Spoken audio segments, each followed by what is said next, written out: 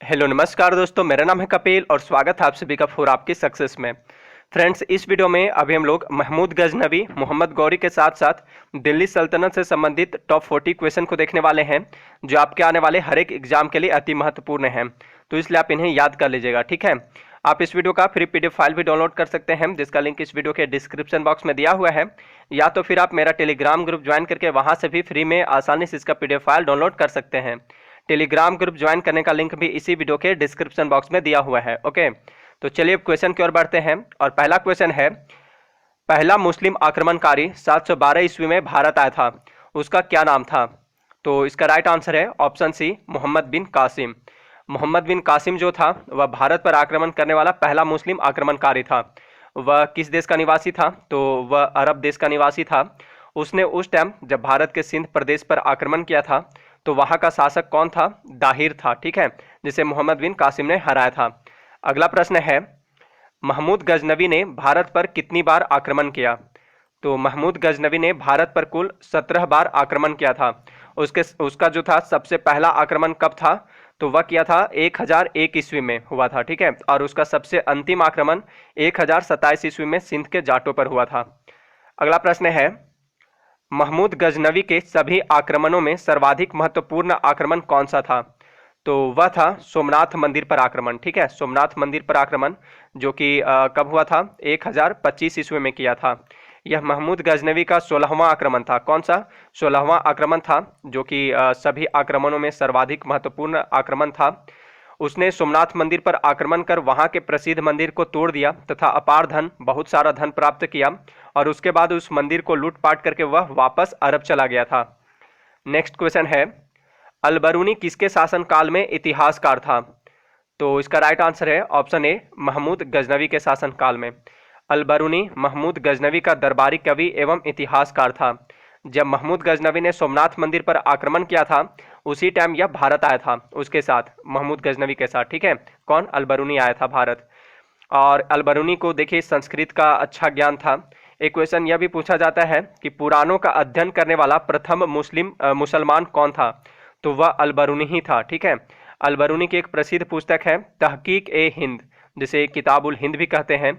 इस पुस्तक में उसने भारत का विवरण लिखा है, तो आप इसे भी याद रखिएगा, ठीक है। तहकीक ए हिंद या किताब उल हिंद के लेखक कौन है? तो वह है अलबरूनी। अगला प्रश्न है, आत्मकथा शाहनामा के लेखक कौन है? तो शाहनामा के लेखक हैं फिरदौसी। और फिरदौसी जो है ये किसके दरबार में रहते थे? तो यह भी महमूद गजनवी के ही दरबार में रहते थे, ठीक है। नेक्स्ट क्वेश्चन है, तराइन का प्रथम युद्ध कब हुआ था? तो तराइन का प्रथम युद्ध लड़ा गया था 1191 ईस्वी में हुआ था। और यह किसके किसके बीच लड़ा गया था? तो यह मोहम्मद गौरी तथा पृथ्वीराज चौहान के बीच लड़ा गया था, जिसमें मोहम्मद गौरी की हार हुई थी। अच्छा, तराइन का द्वितीय युद्ध कब हुआ था? तो यह हुआ था 1192 ईस्वी में। और यह युद्ध भी है सो मोहम्मद गौरी तथा पृथ्वीराज चौहान के बीच ही हुआ था, जिसमें पृथ्वीराज चौहान पराजित हुआ था। अगला प्रश्न है, निम्नलिखित में से किस राजपूत राजा ने मोहम्मद गौरी को पहली बार हराया था? तो वह हराया था भीम द्वितीय ने। 1178 ईस्वी में मोहम्मद गौरी ने गुजरात पर आक्रमण किया। उस समय वहां बघेल वंशीय शासक भीम द्वितीय था, ठीक है, जिसे देखिए भीम द्वितीय को मूल द्वितीय भी कहते हैं, कहा जाता है। तो इसी का शासन था भीम द्वितीय का, वहां पे गुजरात पर जब आक्रमण किया था 1178 ईस्वी में, उस टाइम। तो आबू पर्वत की तलहटी में इसने गौरी को पराजित कर दिया था भीम द्वितीय ने। और यह मोहम्मद गौरी की भारत में प्रथम पराजय थी। अगला प्रश्न है, दिल्ली सल्तनत पर शासित हुआ था कुल, यानी दिल्ली सल्तनत पर कुल कितने वंशों ने शासन किया? तो कुल 5 वंशों ने शासन किया था, ठीक है। यानी दिल्ली सल्तनत शासित हुआ था कुल 5 राजवंशों द्वारा। तो वह कौन कौन से वंश थे जो दिल्ली सल्तनत पर शासन किया था? तो देख लीजिए एक बार यहाँ पे। तो वह था सबसे पहले शासन किया था मामलुक अथवा गुलाम वंश। इसका शासनकाल 1206 ईस्वी से 1290 ईस्वी तक रहा। फिर आया खिलजी वंश, ठीक है, मोहम्मद गुलाम वंश के बाद। इसका शासनकाल रहा इस वंश का 1290 से 1320 ईस्वी तक। फिर आया तुगलक वंश, इसका शासनकाल रहा 1320 से 1414 ईस्वी तक। फिर शासन किया सैयद वंश, 1414 से 1451 ईस्वी तक। और अंतिम जो वंश था दिल्ली सल्तनत का, वह था लोधी वंश, ठीक है, जिसका शासनकाल रहा 1451 ईस्वी से लेकर 1526 ईस्वी तक, ठीक है, तो आप इसे याद रखिएगा। अगला प्रश्न है, भारत में गुलाम वंश का संस्थापक कौन था? तो गुलाम वंश का संस्थापक कौन था? कुतुबुद्दीन ऐबक था। और कुतुबुद्दीन ऐबक किसका गुलाम था? तो यह मोहम्मद गौरी का गुलाम था। कुतुबुद्दीन ऐबक ने दिल्ली सल्तनत पर कब से कब तक शासन किया था? 1206 ईस्वी से लेकर 1210 ईस्वी तक, ठीक है। तो यह भी क्वेश्चन पूछा जाता है कि गुलाम वंश की स्थापना कब हुई थी? तो 1206 ईस्वी में हुई थी। किसने किया था? कुतुबुद्दीन ऐबक ने किया था। अगला प्रश्न है, सन 1210 में कुतुबुद्दीन ऐबक के पश्चात दिल्ली का सुल्तान कौन बना था? तो देखिए, कुतुबुद्दीन ऐबक की मृत्यु हो गई थी चौगान खेलते हुए, ठीक है, घोड़े पर से गिरने से। तो उसके बाद यहाँ पे दिल्ली सल्तनत का सुल्तान कौन बना था? तो वह बना था इल्तुतमिश बना था, ठीक है, तो आप इसे याद रखिएगा। अगला प्रश्न है, निम्नलिखित में से वह दिल्ली का सुल्तान कौन था जिसकी मृत्यु चौगान यानी कि पोलो खेलते हुए हुई थी? तो वह था कुतुबुद्दीन ऐबक, ठीक है, जिसकी मृत्यु जो है चौगान खेलते हुए यानी कि पोलो खेलते हुए घोड़े से गिर जाने से हुए थे। अगला प्रश्न है, दिल्ली सल्तनत की दरबारी भाषा क्या थी? तो दिल्ली सल्तनत की दरबारी भाषा जो थी वह थी फारसी। नेक्स्ट क्वेश्चन है, आगरा शहर की स्थापना किसके द्वारा की गई थी? तो अभी जो वर्तमान आगरा है, आगरा नगर, आगरा शहर, इसकी स्थापना सिकंदर लोदी ने की थी, यानी इसका राइट आंसर है ऑप्शन सी, सिकंदर लोदी। और इसकी स्थापना कब की थी इसने? तो 1504 ईस्वी में की थी, 1504 ईस्वी में। नेक्स्ट क्वेश्चन है, कुव्वत उल इस्लाम मस्जिद का निर्माण किसके द्वारा किया गया था?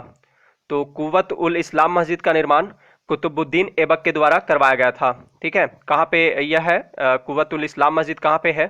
तो यह नई दिल्ली में है। अगला प्रश्न है, अजमेर में 2.5 दिन का झोपड़ा किसने बनवाया था? तो 2.5 दिन का झोपड़ा का निर्माण जो है, इसका निर्माण भी कुतुबुद्दीन ऐबक ने ही करवाया था। और ये कहाँ पे है 2.5 दिन का झोपड़ा? अजमेर में है, ठीक है, राजस्थान में। अगला प्रश्न है, कुतुब मीनार के निर्माण कार्य को किसने पूरा किया था? देखिए, कुतुब मीनार के निर्माण कार्य को स्टार्ट किसने किया था? तो कुतुबुद्दीन ऐबक ने किया था। लेकिन यहाँ पे क्वेश्चन है कि कुतुब मीनार के निर्माण कार्य को पूरा किसने किया था, ठीक है, किसने पूरा करवाया था? तो वह करवाया था इल्तुतमिश ने, ठीक है। कुतुब मीनार कहाँ स्थित है? तो नई दिल्ली में स्थित है। और इस मीनार की ऊंचाई लगभग कितनी है? तो 338 फीट है, ठीक है, 338 फीट। और अगर मीटर में बात करें तो 72.5 मीटर के आसपास इसकी ऊंचाई है। यह भी एग्जाम में पूछा गया क्वेश्चन है कि कुतुब मीनार की लगभग ऊंचाई कितनी है? तो 338 फीट है, मीटर में 72.5 मीटर।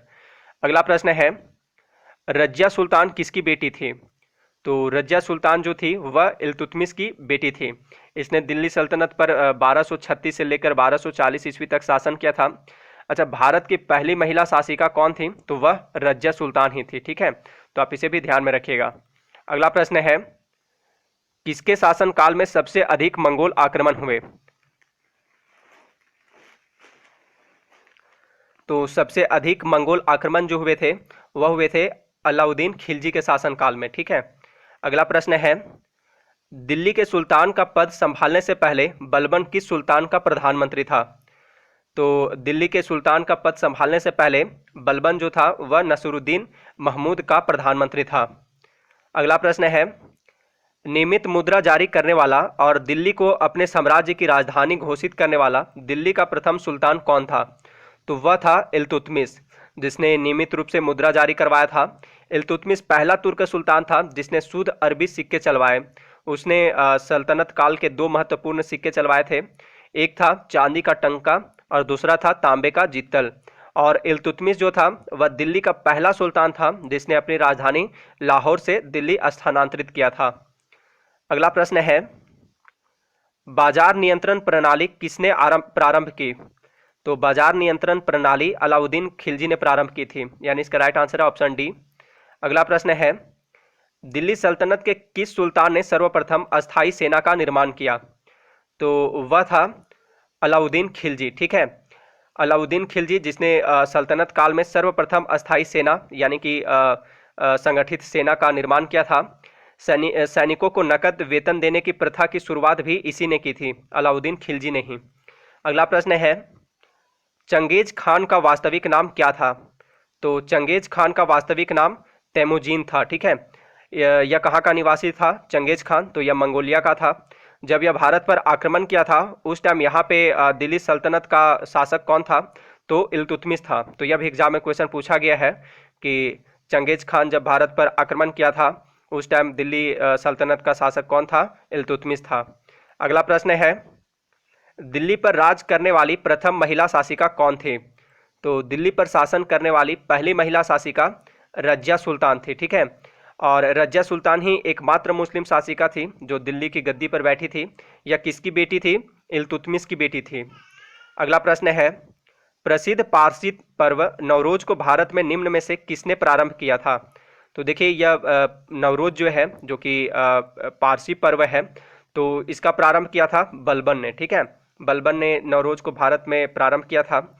इसके अलावा उसने सिजदा और पाबोस की प्रथा का भी अपने दरबार में शुरुआत किया था जो कि गैर इस्लामी समझा जाता था। ठीक है, कौन सी प्रथा? सिजदा और पाबोस। अगला प्रश्न है, अमीर खुसरो का जन्म कहाँ हुआ था? तो अमीर खुसरो का जन्म एटा के पटियाली कस्बे में हुआ था, यानी इसका राइट आंसर है ऑप्शन सी, पटियाली में। ठीक है, एटा जो है यह उत्तर प्रदेश में है और इसी एटा के पटियाली कस्बे में हुआ था अमीर खुसरो का जन्म। अगला प्रश्न है, निम्नलिखित में से किसने अपने आप को खलीफा घोषित किया था? तो वह शासक था मुबारक शाह खिलजी। ठीक है, मुबारक शाह खिलजी जो था यह अपने आप को खलीफा घोषित किया था। अगला प्रश्न है, किसने इक्तादारी प्रथा चलाई? तो इक्तादारी प्रथा को किसने चलाई थी? तो वह चलाया था इल्तुतमिश ने। इसका राइट आंसर होगा ऑप्शन बी। अगला प्रश्न है, लाख बख्श के नाम से जाना जाने वाला भारतीय शासक कौन था? तो लाख बख्श के नाम से कौन जाना जाता था? तो कुतुबुद्दीन ऐबक जाना जाता था। अगला प्रश्न है, यात्री इब्न बतूता किसके शासनकाल में भारत आया था? तो देखिए यह जो था प्रसिद्ध, यह एक यात्री था इब्न बतूता। ठीक है, तो यह मोहम्मद बिन तुगलक के शासनकाल में भारत आया था। क्वेश्चन पूछा जाता है कि इब्न बतूता कहाँ से भारत आया था? ठीक है, तो यह कहाँ से भारत आया था? तो अफ्रीकन कंट्री मोरक्को से आया था। ठीक है, कहाँ से? मोरक्को एक कंट्री है अफ्रीका की, अफ्रीका महादेश की, तो यहीं से आया था इब्न बतूता मोहम्मद बिन तुगलक के शासनकाल में।